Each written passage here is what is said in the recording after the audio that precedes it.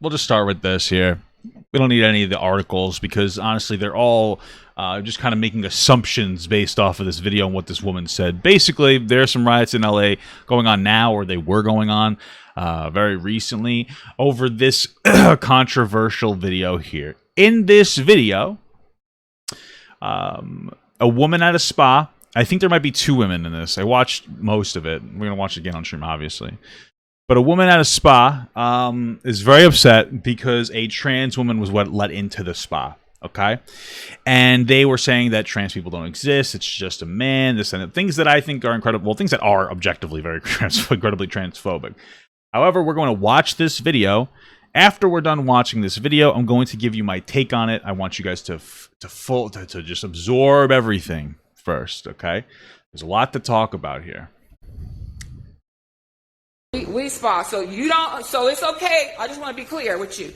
It's okay for a man to go into the women's section, show his penis around the other women, young little girls underage. Your spa, we spa, condone that. Is that what you're saying? Like I asked. It's so he can stay there. He can stay there. What sexual orientation? I see a dick. It lets me know he's a man.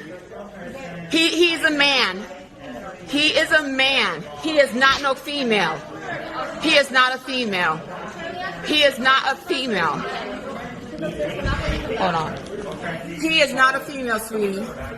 Okay, girls down there, other women who are highly offended for what they just saw. And you did nothing.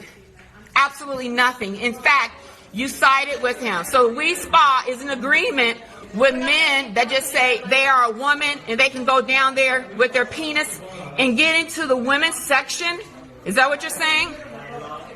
What really? What law? What law? We put everything back. So women can go into the men's with their breasts. Okay. Yeah, I guess so. We're not gonna come back. Yeah, you shouldn't. Yeah, I wouldn't come back either. Yeah, get your money back. Everything. You got a man with his There you go. penis talking about You have multiple women offended. he's a woman. He ain't no woman. Yeah, give her money back. Are you talking about a transgender person? There's no such thing as transgender. He has a dick. Okay? He has a penis. His penis is hanging out.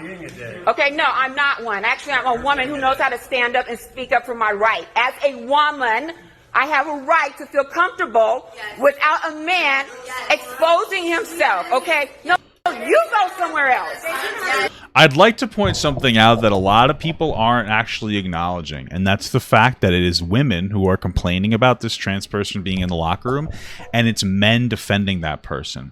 The reason it's very important is because regardless of whether you are somebody who is affirming of trans people or not, we need to acknowledge the fact that women have a unique issue that men do not face of uncomfortability, especially in very vulnerable spaces like a spa. You have to understand that, right? We need to acknowledge that, like, women are at more of a threat of men than the opposite, because men are physically stronger than women. And so that's why women have a level of uncomfortableness. And this is going to be a very important point as we get, once we finish this video, to talk about. Okay, so that's right. No, he's not a transgender. He has a penis, just like you do. Are you? So I understand. No. Yeah. Okay, it's not okay. It's not okay. Okay, that's traumatizing to see that. I'm a woman. I think this is a place right here, I'm told, only for women. So how dare you sit up here and tell me I don't have a right as a woman to defend? If it's a transgender. I'm telling you, he has a penis. A full and testicles, okay? And I don't care what it calls. It's a man. You got one? You're a man. Okay. And if we went into the men's section with our anatomy, that would be. Well, Mama Gut just said something in the chat. She said, I think the major issue is that businesses have jumped ahead of society's adjustment to trans people. I think there needs to be more gender neutral options. That's fair. We'll talk about that in a bit. Well, actually, we'll just do it right now. Like, yes, we're going to have to start creating like individual spaces for trans people. Again, there's a lot to talk about here, but one of the things to talk about is the passability of some trans people. It needs to be talked about. And it's one of the things that we have never acknowledged here. It's one of the things that we don't talk about as a society enough because you're called transphobic. But the passability of a trans person definitely dictates the comfortability of people around that trans person. If you have a trans woman who is just beginning their transition and they look a lot like a man, that's going to make women very uncomfortable, especially in a spa space. We have to understand what this means. When you're in a spa, it's encouraged that you walk around naked, or walk around more comfortably naked. So if you have a trans person in that situation, especially depending on their passability, and a woman sees that, they could get afraid that this person is like spying on them or could potentially hurt them. It would probably, but you might not like women, so it might not, okay? And we don't know. But for me and for a lot of other women, they do not feel comfortable, and it's not okay. Okay? So, well, yeah, you're sorry. You should be, sweetie. And you're out of alignment. And this is not right. I can tell you that much. All right? And I know you're out of order. Yeah, it must be hard. It must be hard not being a real man, huh? Try it. So, like I said, I want every woman get all of their information. The security guard just said that is not allowed. Okay, well, I don't care what the security guard. He's just security. I'm telling you. Yeah. Sometimes predators go down and will just go through the woman's side. Okay, well, no, he's sitting in there. Okay, well, security. No. He doesn't want to be. Oh, okay. I'm just saying he should have not been allowed to. Exactly. Yeah, exactly. Exactly. We know that. Exactly. Thank you. Exactly. So, well, No, we knew that. So you don't. So we have a very interesting conversation to have, which I think Mama Gut really summed it up, is that that these businesses are told to go much further than society's like readiness for particular issues, and it is a factor. We have to acknowledge something, and a lot of progressives don't want to talk about it in this way, but progressives often talk about things like critical race theory and intersectionality, and they'll talk about it in a way in which to express that different people have additional issues depending on their identities. For instance, a black woman in feminist spaces may experience racism, and in a black space, they may experience sexism. However, we don't talk about it in the sense of this type of an issue, intersectionality, where two different identities can clash. You have a person, and like we don't know if that person was just identifying as a male to be a predator, because you're not really supposed to walk around and just wave yourself out there, or maybe they are a trans person, but we don't know how passable they are if they are like an honest trans person, because we don't really know anything. And the way that this conflicts is because on the one hand, I'm somebody that's affirming of trans people, even if they're not fully passable. But on the other hand, we have to acknowledge that women face a very individual, specific issue when it comes to men. Honestly, women are physically weaker than men, generally, like overall, right? And so there's an additional level of fear instilled in women when they see a man. And so that's the way that this is like an intersectional issue. And it creates a very conflicting situation, because I want to be affirming of the trans person, but then on the other hand, like I want these women to feel safe and comfortable, right? And that comfortability is something as a man, that the danger of a woman walking into the male's bathroom isn't something that I would be able to identify with, but the uncomfortableness of a woman seeing my penis would be. So I wouldn't want a woman walking around and like kind of looking around and checking things out. And so that's the biggest thing here, is that as a society, we're not allowed to talk about the ways in which trans people are different without being told that it's problematic.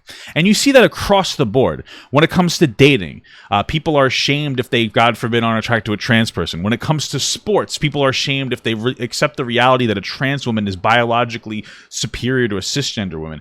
And when it comes to spa spaces, you're shamed if you acknowledge that women may feel unsafe with a trans woman in there because they're a biological man. And because we're shamed into these, when it comes to these things, we're not allowed to have reasonable conversations. We're just not. And we need to be able to have those conversations. And one of those conversations is what makes you a trans person, because simply identifying is insane to me, because that means I could simply identify as a woman and walk into this spa. And as long as I'm saying I am a woman, then I'm allowed in. And while you might be like, well, that's transphobic because you think that it probably doesn't happen that often, but it happens, I would imagine, often enough for people to feel uncomfortable about it. Talking about women in a spa, in a spaces in a women's spa, or at least a women's spa area, that they don't want to be predatorized in some capacity by men, and unfortunately that makes trans women uncomfortable, or that it excludes trans women.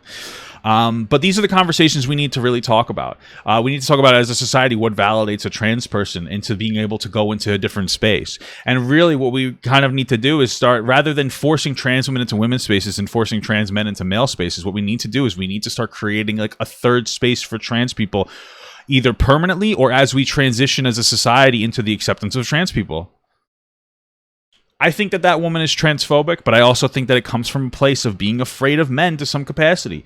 And as a progressive, you quite literally cannot deny that woman and her experience when it comes to being afraid of men, even though trans women are women, because we don't know how passable that person is. We just don't. And you don't know how comfortable they may or may not be. And so this is a very complicated situation. Nobody's talking about it in the correct way. People on the left are just saying, oh my God, you're transphobic, while people on the right are just saying, ew, trans people don't exist. And we're not allowed to have the middle ground discussion of how like these different identities impact each other depending on the particular space. It's unfortunate because there's a conversation to have here. This is the conversation to have here.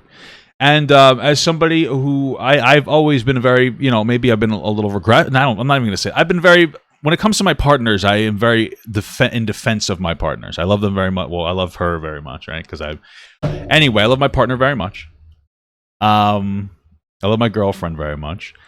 And I don't need to get into the details of it, but like I am very protective over her because I don't want her to get hurt. And so if this situation happened, as affirming as I am with trans people, I might still be pissed because I don't know the passability. And we just need to acknowledge these things. So I think we need to focus on the honest conversation of, we need to focus on the conversation, and we need to focus specifically on setting some kind of a social standard or social understanding around how trans women and cisgender women and trans men and cis women and trans people and cis people are different and how that's going to impact different spaces. Hey everyone, if you liked that video, don't forget to like, comment, and subscribe. And don't forget to follow my Twitch, Instagram, Twitter, Discord, and TikTok. All links are in the description. Also, check out my Patreon if you'd like to support me even more than you already do. Thank you so much, everyone. I love you all.